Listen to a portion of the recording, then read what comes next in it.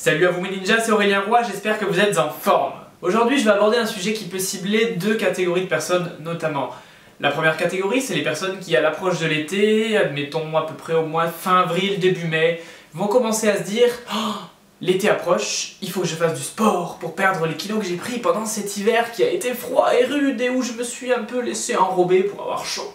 Et la deuxième catégorie de personnes, c'est les personnes à l'inverse qui, juste après l'hiver, janvier, voire décembre avant les fêtes pour anticiper, se disent ben là c'est la période hivernale, je sais qu'on va faire des excès avec l'alcool, avec les petits fours, avec les plats de Noël, et je voudrais limiter la casse, ou pour ceux qui prennent les bonnes résolutions, je voudrais perdre les kilos que j'ai pris, prendre des bonnes habitudes, etc., etc. Changer un peu mon rythme de vie pour une meilleure version et devenir justement une meilleure version de moi-même. Donc en gros deux catégories de personnes, les estivaux et les hivernaux. Mais dans tous les cas, des personnes pleines de bonne ambition, avec de bons objectifs, qui, j'espère, vont être aidés par cette vidéo. Comment gérer son alimentation lorsqu'on est débutant? Et par débutant, j'entends non seulement débutant en musculation, mais j'entends aussi débutant dans le sens je fais pas de sport et j'y connais rien en alimentation. Donc pas seulement débutant en musculation, qu'on soit d'accord, mais aussi débutant en alimentation. C'est surtout ça que je veux dire. Déjà, je vais pas vous faire un dessin, mais sachez qu'on peut pas perdre en 10 jours ce qu'on a pris en 10 ans. Il faut être logique et tolérant avec son métabolisme et avec son corps, et surtout il faut être cohérent, garder les pieds sur terre. Si vous avez pris du poids pendant 10 ans, 10 ans de mauvaises habitudes, à manger des McDo, à boire de l'alcool et j'en passe, n'espérez pas les perdre en 10 jours.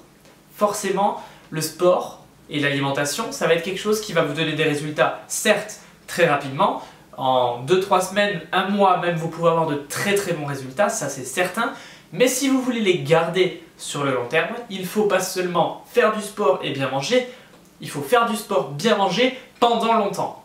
Le tout, c'est d'essayer de trouver une balance, un équilibre qui va vous permettre de vous sentir bien, qui est adéquat avec votre mode de vie et qui va vous permettre de tenir sur le long terme afin de conserver non seulement un physique qui vous plaît et surtout d'être bien dans votre tête, c'est le plus important. Dans cette vidéo, je ne vais pas entrer dans des détails super techniques, on va parler de rééquilibrage alimentaire sans entrer dans des détails très scientifiques. Si tu veux aller plus loin et que tu cherches vraiment de la donnée scientifique, de la référence, des sources prouvées et sûres, je t'invite à aller voir dans la description de cette vidéo, j'ai créé la formation Phoenix, qui est une formation avancée en sciences de la nutrition avec mon ami et coach Juanito, qui est préparateur physique et expert justement en sciences de la nutrition et de l'entraînement.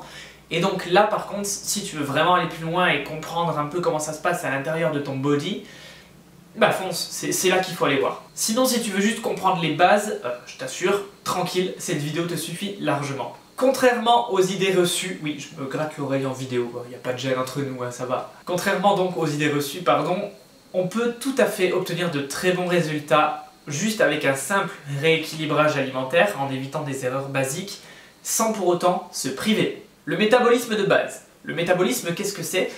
Pour faire simple, c'est tout ce qui se passe dans votre corps. Nous, ce qu'on va regarder en tête, c'est que ça va être le nombre de calories que votre corps va dépenser pendant la journée. Ok?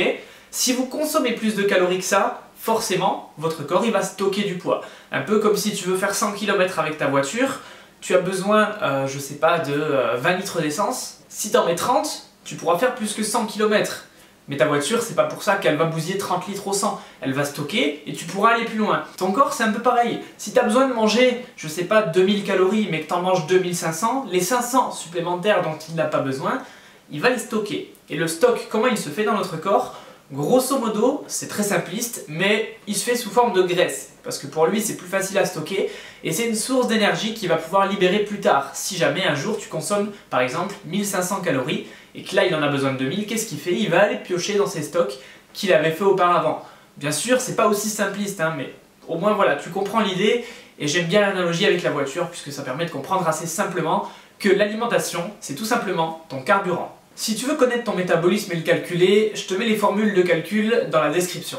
Maintenant, on va décomposer un peu ce que vous mangez. D'un côté, vous avez les macronutriments, protéines, glucides, lipides, qui eux sont indiqués sur les étiquettes des aliments. Et de l'autre côté, vous avez les micronutriments, qui eux du coup sont moins souvent indiqués, voire pas indiqués. C'est-à-dire que c'est tout ce qui va être vitamines et minéraux et oligo-éléments.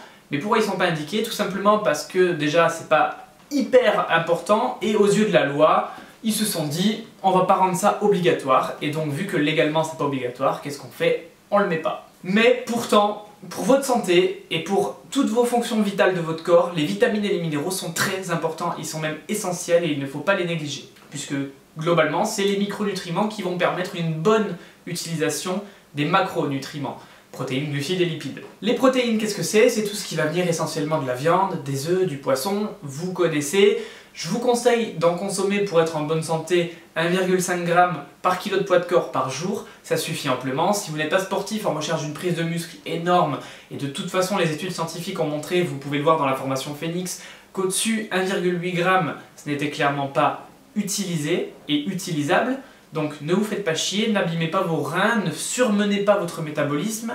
1,5 g pour une personne normalement constituée, normale, avec une activité normale qui a des objectifs normaux, bah c'est le ratio normal. 1 g de protéines, c'est comme 1 g de glucides, c'est égal à 4 kilocalories. Les glucides, ça va être votre énergie principale, on les trouve dans les pâtes, le pain, le riz, les céréales et plein d'autres choses, puisque globalement, c'est les sucres, qu'ils soient lents ou rapides, simples ou complexes. Les lipides, quant à eux, c'est les graisses. Ils font peur, oui, on le sait, mais est-ce qu'ils font vraiment prendre du poids? Ah, la réponse est un peu... non. Pour moi, la réponse est non. Ce qui vous fait prendre du poids, c'est de dépasser votre total énergétique, c'est-à-dire d'apporter plus de carburant à votre corps qu'il en a besoin.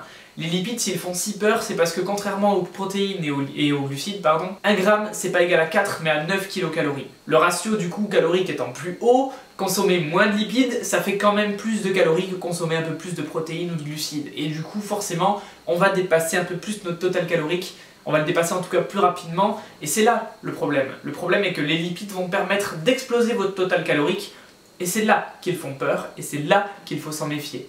Mais ce qui compte pour moi, c'est pas ce que vous mangez en termes de lipides, protéines, glucides, certes ça compte, mais c'est votre total calorique en priorité. Après, énormément de facteurs rentrent encore en compte, l'hydratation, le sommeil, l'index glycémique des aliments, mais tout ça, vous l'avez dans la formation Phoenix si vous voulez aller plus loin. Ce n'est pas nécessaire à la compréhension et à vos changements d'habitude. Mais pour faire simple, côté hydratation, je vous conseille de boire entre 1,5 et 2 litres d'eau par jour, tout simplement parce que ça vous permet de récupérer mieux de vos séances de sport, de par l'apport en minéraux, et ça vous permet de drainer plus facilement les toxines. Le sommeil, quant à lui, va vous permettre de recharger les batteries, il ne faut pas le négliger. C'est tout simplement la solution pour récupérer physiquement, donc vos muscles, et nerveusement, donc votre système nerveux. Sachant que c'est durant le sommeil qu'on va sécréter les hormones de croissance qui, justement, vont nous aider à réparer et produire du muscle. Si je devais vous donner un conseil pour réussir sur le long terme, c'est de vous fixer des objectifs que vous êtes capable d'atteindre. Gardez les pieds sur terre, c'est très important. Deuxième étape, une fois que vous avez fixé votre objectif, soyez cohérent, soyez régulier. Et pour être régulier, ne vous fixez pas une séance de sport chaque jour, vous n'arriverez pas à vous y tenir. Vous ne faites pas de sport, vous ne pouvez pas en faire tous les jours d'un coup. Commencez par y aller 2 fois, peut-être même 1, peut-être même 3, mais ne grillez pas les étapes. Vous voyez ce que je veux dire? Vous avez un rythme de vie qui est défini, une horloge biologique qui est définie, ne perturbez pas tout ça, tout simplement parce qu'en plus, si vous avez des enfants, si vous avez une famille à la maison, si vous avez un travail qui vous prend beaucoup de temps, physiquement et mentalement, ça va pas être possible de suivre le physiquement et mentalement, ça va pas être possible de suivre le rythme psychologiquement et vous allez lâcher. Donc, premièrement, fixez-vous des objectifs que vous pouvez atteindre. Deuxièmement, soyez cohérent et n'allez pas tous les jours au sport d'un coup si vous n'avez jamais été avant. Commencez par y aller doucement, 1 fois, 2 fois, 3 fois, 4 fois, et éventuellement finissez par y aller tous les jours si ça vous chante. Bien que je ne le conseille pas, tout simplement pour la simple et bonne raison que votre corps a besoin de récupérer. Si tu veux aller un peu plus loin dans la nutrition, je t'invite à regarder la formation Phoenix dans la description. Et si tu veux tout simplement un accompagnement durant 28 jours pour faire du sport depuis chez toi, chaque jour, avoir des recettes, des menus, ta liste de courses, bref, un accompagnement total de A à Z par une équipe de professionnels, je t'invite à te renseigner sur le site lasèche.fr. La Sèche, c'est quoi? Bah déjà, c'est un concours avant tout de remise en forme. Qui dit concours dit de gros gains à la clé, plus de 10 000 € de cadeaux pour les 50 meilleures transformations.